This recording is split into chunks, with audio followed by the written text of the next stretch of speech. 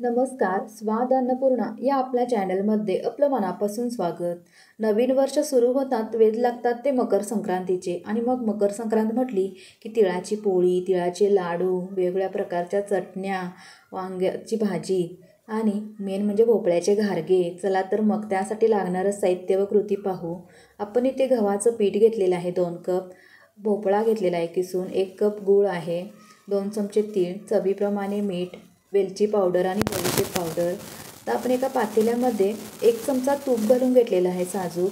आपण जो किसून घेतलेला भोपळा आहे तो आहे हा पाव किलोला थोडा कमी असेल. आपण आता ह्याला छान असं मिक्स करून घेणार आहोत. ही माझ्या आजीची रेसिपी आहे. आता आपण याच्यामध्ये 1 वाटी गूळ घेतलेला आहे किसून, तो घालून घेऊया व छान असं मिक्स करायचं. गॅस आपल्याला कमीच ठेवायचा आहे जेणेकरून आपलं गूळ आणि भोपळा छान असं मिक्स झालं पाहिजे. मी 1 चिमूटभर याच्यामध्ये मीठ घालून घेत आहे जेणेकरून छान असं याला चव येईल. मग पुन्हा याला व्यवस्थित मिक्स करून घेते व जायफळ थोडंसं किसून घालायचं. वेलची पावडर घालून घेऊया व आपण जी बडीशेपची पावडर करून घेतली आहे आपण ती घालून घेऊया. बडीशेपची पावडर घातल्यामुळं हे आपल्या घारगे म्हणा किंवा घाऱ्या म्हणा भोपळ्याच्या, याला छान अशी चव येते, एकदम खमंग लागतात. आता बघू शकता हे छान असं आपलं मिक्स झालं. याला जास्तही मेल्ट करायचं नाही, फक्त आपल्याला गूळ वितळेपर्यंतच ह्याला शिजवून घ्यायचं आहे. आता गूळ छान असा वितळलेला आहे. आता मी थोडेसे याच्यावरती तीळ घालून घेतलेत व त्याचे आपण पीठ घेतलेलं आहे गव्हाचं 2 वाट्या, ते घालून घेतलेलं आहे व चवीप्रमाणे मीठ घालून मी हे भोपळ्याचं मिश्रण ह्याच्यामध्ये घालून घेत आहे व आपण याला असं मिक्स करून घेऊया उलटण्यानं व चांगलं याला मळून घ्यायचं आहे असं घट्ट. जास्त पातळ असं मळायचं नाही, बसेल तेवढंच पीठ घालायचं याच्यामध्ये, जास्त पीठही घालायचं नाही, नाहीतर घाऱ्या आपल्या कडक होतील वातड अशा. बघू शकता छान असं हे आता हे मळून झाले, नरम आहे आपलं पीठ. मी आता याला 10 मिनिटासाठी झाकून ठेवत आहे. झाकून नाही ठेवलात तरी चालतं, पटकन करायला घेतलं तरी चालतं, काही हरकत नाही. मी आता एक वेगळी पद्धत दाखवणार आहे तुम्हाला. हे आपण लाटूनही करू शकतो, पण या थापून केलेल्या छान लागतात. मी आता तिळामध्ये हे बुडवून घेतलेलं आहे व मी प्लास्टिक घेतलेलं आहे, जसं की आपण हंडीपापड करतो ना तसं. मी प्लास्टिकला थोडंसं तेल लावून घेतलेलं आहे व जो तिळामध्ये बुडवलेला जो आपला गोळा आहे तो याच्यावरती ठेवून घेतलेला आहे व अलगद हाताने ह्याला लाटून घ्यायचं. अगदी पटकन होतं, म्हणजे आपण जे तीळ लावलेले आहे ते पोळपोटावर पडण्याचं टेन्शन नाही किंवा निघण्याचं टेन्शन नाही. बघू शकता आणि पटकन निघतंही, हे कागदावरून अजिबात चिटकत नाही आणि मेन म्हणजे आपले हातही खराब होत नाहीत. बघू शकता पटकनच हे तयार झालेलं आहे. आता आपलं तेल चांगलंच गरम करून घेतलेलं आहे मी.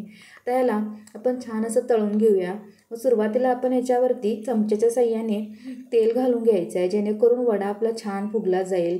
याला वडे म्हणू शकतात, भोपळ्याचे घारगे म्हणतात किंवा घाऱ्याही म्हणतात. अगदी चवीला मस्त लागतात आणि खुसखुशीत असे. हा 7 ते 8 दिवस टिकतो. बघू शकता कलर तर किती फार सुरेख आलेला आहे. मी आता पुन्हा एकदा आपल्याला करून दाखवते. मी आता ह्याला तिळामध्ये बुडवून घेतलेला आहे. जर आपल्याला तीळ वापरायचे नसतील तर आपण इथं खसखसचाही वापर करू शकता, प्रत्येकाच्या आवडीप्रमाणे. आमच्याकडे तीळ वापरतात. आता मी याला तीळ लावून घेतलेले आहेत व अलगद असं ह्याला लाटण्याने मी लाटून घेत आहे. पटकन होतं, अगदी जास्त वेळ लागत नाही या घारग्यांना. अर्ध्या तासाच्या आतमध्ये आपले घारगे तयार होतात. याला काही जास्त मळून ठेवावं लागत नाही किंवा काही अशी हे नाही आहे, किचकट प्रोसेस नाही आहे. बघू शकता इझिली निघालं. आता मी तेलामध्ये ह्यालाही घालून घेतलेलं आहे व तेल असं चमच्याच्या साह्याने याच्यावर घालून घ्यायचं जेणेकरून वडा छान असा टम्म फुगला जाईल आपला घारी. बघू शकता किती छान असं हे फुगलेलं आहे. कलर तर फारच सुरेख आलेला आहे. तर छान असं खरपूस असं याला तळून घ्यायचं जेणेकरून आतमध्येही कच्चं राहणार नाही पीठ आपलं.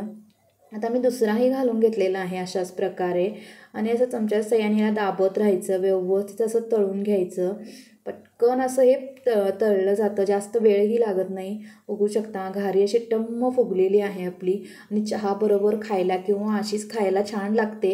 गावी तर आमच्याकडे मुंबईकरांची भेट म्हणून ह्याला ही फेमसच आहे. कोण मुंबईकर आला की आपली आई आपल्या मुलांना शिदोरी म्हणून भोपळ्याचे घारगे बनवूनच देते, कारण भोपळे आपल्या घरी असतातच. मग कशी वाटली आजची रेसिपी आवडली असेल तर लाईक करा, शेअर करा आणि आपल्या चॅनलला सबस्क्राईब करायला विसरू नका. पुन्हा भेटू अशाच एका छान रेसिपीमध्ये. धन्यवाद.